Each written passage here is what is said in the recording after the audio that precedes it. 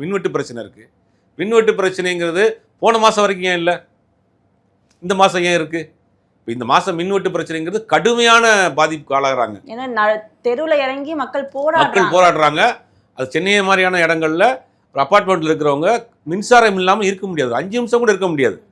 குழந்தைகளை வச்சுக்கிட்டு வயசானவங்களை வச்சுக்கிட்டு உண்மையிலே மிகப்பெரிய ஒரு வேதனை. அவங்க ரோட்டில் இறங்கி போராடுறாங்க. இப்போ இது என்ன நடக்குது அப்படின்னு பார்க்குறப்ப இது வந்து சம்மர் டைமு, அதிகப்படியான மின் தேவை இருக்குது. அது அதிகப்படியான மின் தேவையை யூஸ் பண்ணுறப்ப என்ன ஆகுதுன்னா டிரான்ஸ்ஃபார்மர் உட்காருது. கிட்டத்தட்ட 15,000 போஸ்டிங் இது வரைக்கும் போடாமல் இருக்காங்க.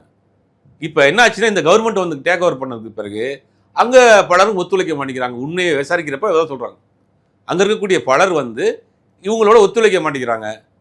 அரசாங்கத்துக்கு கெட்ட பேர் வரணுன்றக்கா சில பேர் பண்ணிட்டு இருக்காங்க. சில பேரை வந்து சஸ்பெண்ட் பண்ண போகிறாங்க, சில ஆட்களை போட போகிறாங்க. எந்தெந்த வழியிலாம் வந்து இந்த இடைஞ்சலை கொடுத்துக்கிட்டே இருக்காங்க, குடைச்சல் கொடுத்துட்டே இருக்காங்க.